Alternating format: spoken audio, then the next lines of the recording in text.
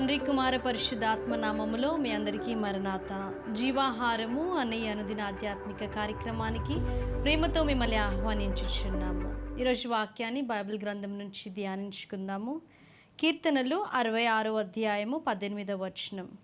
నా హృదయములో నేను పాపమును లక్ష్యము చేసిన ఎడల ప్రభువు నా మనవి వినకపోవును. వాక్యం సెలవిస్తుంది, హృదయములో పాపము ఉండి మనం ఎన్ని ఉపవాసాలు ప్రార్థనలు చేసినప్పటికీ ఆ ప్రార్థనలు దేవుడు వినడు అని వాక్యం సెలవిస్తుంది. అనేకసార్లు మన జీవితాలలో ఎందుకు నా ప్రార్థన దేవుడు ఆలకించలేదు, లేదా ఎందుకు ఆలస్యం అవుతుంది అని మనం అనుకుంటాం. ఎన్నో ప్రార్థనలు చేస్తూ ఉంటాం, కానీ ఆ పాపమును విడిచిపెట్టకుండా మనము ప్రార్థనలు చేసిన ఎడల ఆ ప్రార్థనలను దేవుడు ఆలకించడు.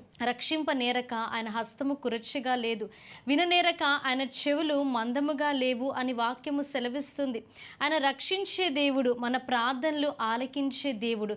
కానీ హృదయములో పాపము ఉంచుకొని ప్రార్థన చేస్తే దేవుడు ఆ ప్రార్థనలు అంగీకరించడు. యోహాను రాసిన మొదటి పత్రిక 5వ అధ్యాయము 14 అలాగే 15 వచనాలను మనము చదువుకుందాం. ఆయనను బట్టి మనకు కలిగిన ధైర్యం ఏదనగా, ఆయన చిత్తానుసారముగా మనమేమి అడిగినను ఆయన మన మనవి ఆలకించునని మనం ఎరిగిన ఎడల మనం ఆయనను వేడుకొనినవి మనకు కలిగినవని ఎరుగుతాం. ఆయన చిత్తానుసారముగా ఎప్పుడైతే అడుగుతామో దేవుడు ఖచ్చితముగా మీ ప్రార్థనలు నేను ఆలకిస్తానని దేవుడు వాగ్దానము చేస్తున్నాడు. కాబట్టి ఆయన ప్రార్థనలు అంగీకరించే దేవుడు. కానీ పాపము మనం విడిచిపెట్టినప్పుడే, అది ఏ పాపమైనా సరే అది విడిచిపెట్టినప్పుడే దేవుడు మన ప్రార్థనలు అంగీకరిస్తాడు. యోహాను సువార్తలో మనము చూచినప్పుడు ఆయన ప్రతి ఒక్కరు కూడా మరి ఫలించాలని ఆయన కోరుకుంటున్నాడు. అందుకే ఏదేను తోటలో మనము చూచినప్పుడు ఆదాము అవ్వని దేవుడు ఆశీర్వదించి, మీరు ఫలించి అభివృద్ధి పొంది విస్తరించి భూమిని నిండించి దానిని లోపర్చుకునడని చెప్పడం మనము చూస్తాం. ఆది నుంచి దేవుడు మానవులు ఫలింపులోనికి రావాలని దేవుడు ఆశపడుతున్నాడు. కాబట్టి మరి ఆయన మన ప్రార్థనలు అంగీకరించే దేవుడు. కానీ అది మనము పాపము ఎప్పుడైతే విడిచిపెట్టి ప్రార్థన చేస్తామో దేవుడు ప్రార్థనలు అంగీకరిస్తాడు. ఉదయకాల సమయమున దేవుడు మీతో మాట్లాడుచున్నాడు.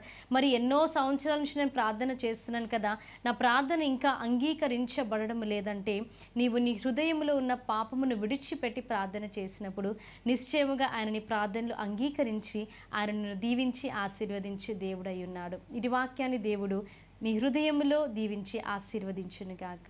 ఆమేన్. ప్రార్థన చేసుకుందాం. మహాగణుడా, మహోన్నతుడా, పరిశుద్ధుడా, నమ్మదగిన మా దేవా, మీకు స్తుతులు, స్తోత్రాలు, వందనాలు. అవును తండ్రి, ఉదయకాల సమయమున తండ్రి దేవా మీరు మాతో మాట్లాడి ఉన్నారు. అవును తండ్రి, ఎంతోమంది తండ్రి అయ్యో మా ప్రార్థనలు ఇంకా నెరవేరడం లేదు, ఆలకించబడడం లేదు అని అనుకునిచున్నారు. కానీ పాపం ఎప్పుడైతే విడిచిపెట్టి ప్రార్థన చేస్తారో వారి ప్రార్థనలు అంగీకరిస్తారని తండ్రి మీరు మాతో మాట్లాడి ఉన్నారు. అందుని బట్టి మీకు స్తుతులు, స్తోత్రాలు.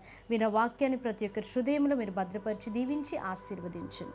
యేసుక్రీస్తు నామంలో అడిగి వేడుకుంటున్నాం ప్రియ పరలోకపు తండ్రి. ఆమేన్. అందరికీ మరణాత. దేవుడు మిమ్మల్ని అందరినీ దీవించి ఆశీర్వదించును గాక. ఆమేన్.